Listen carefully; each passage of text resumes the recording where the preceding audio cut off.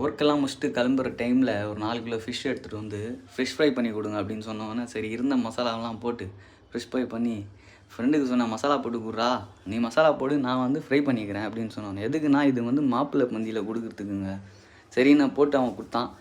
நானும் எடுத்துன்னு வந்து சரி ஆயிலில் சூட பண்ணி ஒரு பிளேட்டில் போட்டு எடுத்துன்னு வந்து தனியாக வச்சுக்கிட்டேன். மீனில் சரி மசாலாலாம் தனித்தனியாக பிரிச்சுக்கலாம் அப்படின்னு சொல்லி கீழே எடுத்துன்னு வந்து ஒரு பிளேட்டில் வச்சு மீன்லாம் தனித்தனியாக பிரித்து வச்சுக்கினேன். ஆயிலை பற்ற வச்சிட்டேன். ஆயில் அப்படியே லைட்டாக லோ ஃப்ளேமில் போட்டு வச்சுருந்தேன். ஏன்னா ஃப்ளேம் ஹையில் வச்சா மசாலா மட்டும்தான் வெந்துடும், கறி வேவாது. அதனால் வந்து லோ ஃப்ளேமில் வச்சுருந்தேன். அங்கேருந்து பார்த்தா கொள்ளு ஊற்றாங்க, பாய் உட்கார போகிறாங்க, பாய் நீங்கள் உட்கார சொல்லுங்கள் நான் டக்குன்னு கொடுக்குறேன் அப்படின்னு சொன்னவொடனே ஃபஸ்ட்டு என்ன பண்ணேன், ஒரு 2 மீனாக 3 மீனாக போட்டுருந்தாங்க.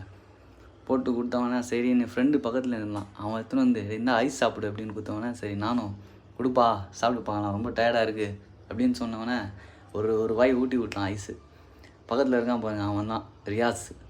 சூப்பராக இருக்குது ஐஸ் அப்படின்னு சொன்னான். ஃப்ரெஷ் வந்து ஃப்ரை ஆகிட்டு இருக்குது.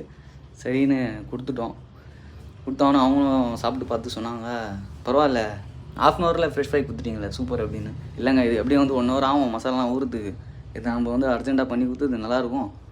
ஓகே, அடுத்த வீடியோவில் பார்க்கலாம்.